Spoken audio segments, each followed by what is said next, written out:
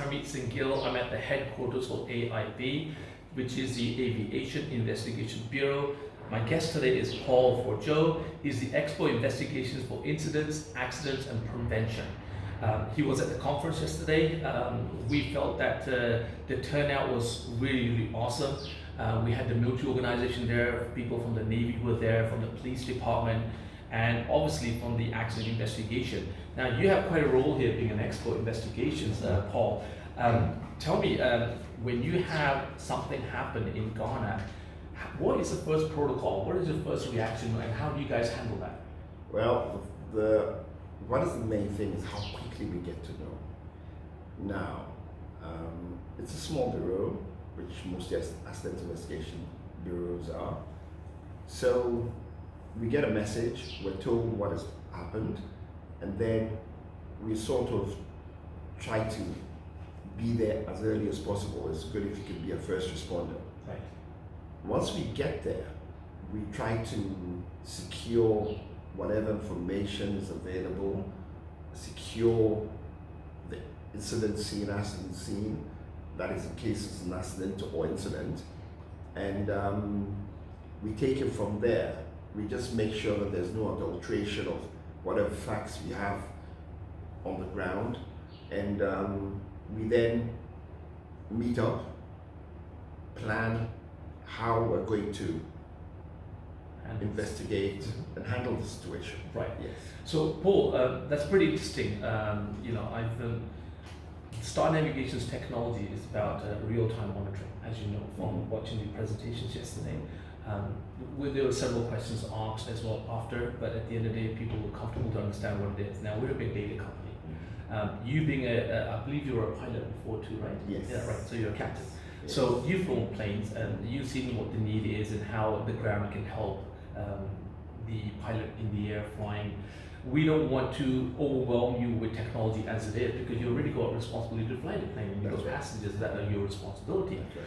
But we have an independent system that works in the background, and that data is sent to the ground. So once they're alerted during flights from power on to power off, then you're told that you might have this issue, and it's real time.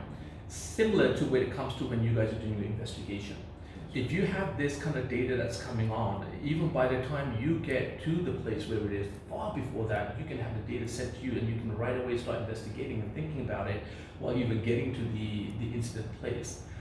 How will this data affect the future of aviation happening here in Ghana?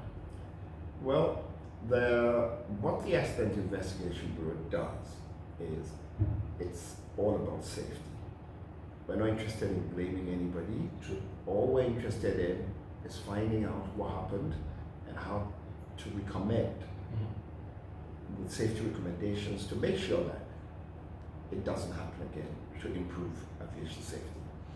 Now, one of the biggest difficulties you have when you're investigating is knowing the steps that led to an incident or an accident. So you mean the series of events? The series of events. And if you have data being collected, it's as a pilot, one, it's great if I can be given a heads up as to what is going to happen, because it's not everything that is obvious in the cockpit. True. Or comes straight to the cockpit.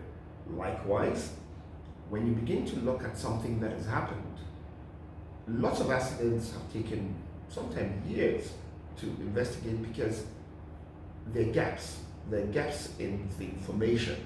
But with this, it's going to save a lot of time, and it's going to make everybody be able to come to conclusions that are factual and based on real-time flow, because the data that is being collected is a timely data, and when you follow based on the time flow, it helps all the time, and you can then match it with all the other bits of information that you get from the pilot, from what you see on the ground, and so on and so forth. So it's brilliant. So, and Paul, that's a really good valid point. I love the way you answer that question.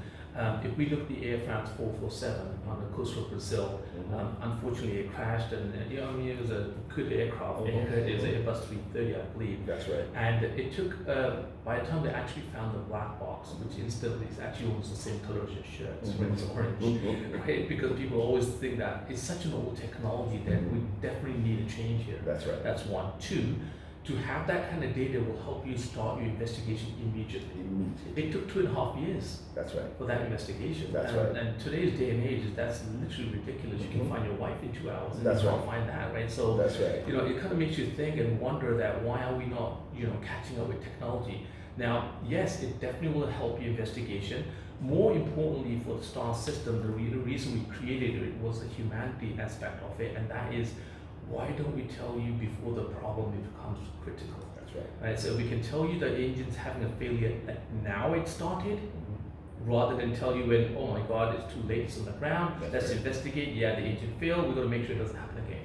So these are the things which are proactive, and I know you guys, that's your forte about proactive, having the right data to do your investigation. If the airlines authorize, they can certainly give the data to you. That's right. The other one thing that we are really, really proud of, we did presentations in Canada to some of the biggest insurance companies. Okay. Usually on an airline, depending on the size of the aircraft, they usually have 2 or 3 insurance companies. Not one of them will take that risk factor. Yeah. But again, when we told them that we can put a system like this on, they go, wow, that's like literally one of the safest systems in the world. And we go, exactly. Coming from your mouth, yes, you're right. And the reason about that is because they can start the investigation right away and figure out what it is. And it's real-time monitoring. That's right. And I think this really fits well into your building, just like the commissioner said before you. He said that, we need to embrace something like that. We've got to move forward to it. Technology is ever changing, components are changing, pilots' trainings will be better, it'll be more space. And it makes it better. I mean, we have a lot of young pilots flying out in Africa, and that's not a bad idea either, but at the same time, you want to make sure that they've got the right training to keep those passengers safe. Right? That's right. Basically, the airlines are running, and it's an economic game, it's a business. Right. And so over the years, one will realize that it's not like they're scrimping, but you try to do just as much as is needed. Airlines will push for safety, but at the same time, especially these days that you have a lot of high-tech instruments, hardware, software, what you're introducing is it's going to make it much easier to complement what the airlines are doing, because it lots of times things happen and the pilots don't know what exactly is happening. True. Because they don't have the information to tell them that this problem is starting from here or from there, because that level of information has not been found necessary to make available to the pilot in the cockpit. And they've managed to fly safely all these times. That's right. But it's always that one moment Could be critical. and that begins the chain of events that creates a problem. So that if you can be forewarned that look out for this, it doesn't come as a surprise to you, because as a pilot, whenever you're surprised, adrenaline starts flowing. It affects your judgment. And the effect then moves on to affect your situational awareness. And even though you may be sitting there looking so cool and everything, you're really wondering what is hitting you. Yeah. But if you can have that help from the ground to tell you, this is happening, that is happening, you can put it into your judgment mix, and then it'll make it all the much more safe for everybody. Paul, that was such a pleasure.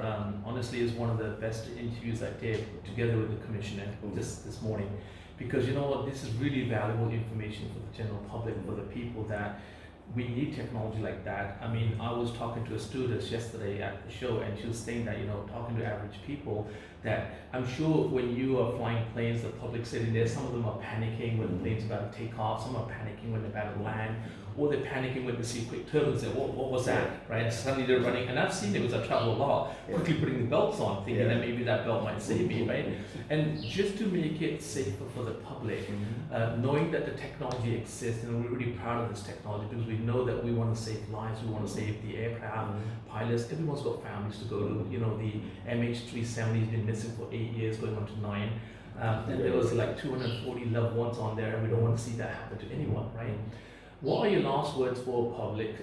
It is still the safest way to fly, but the improvements can be done. Do you feel this is a solution that can be the real improvement to help further the aviation technology and methodology that AIB really strive on? Yes, it does. I mean, what you have come up with improves safety. I mean, no one can argue about that. Yeah, compromise. And safety is one of the things in aviation we don't compromise on. From the AIB standpoint, it's brilliant because it will save us a lot of time, it will save us from getting into a lot of guesswork. True. Because what you end up doing is when you don't have the facts, you try to rebuild based on your experience. This will help you complement your experience with factual data, which is real time. From the airline side, operations, the flights, the operating crew, it's great for them because what is going to end up happening is it's going to give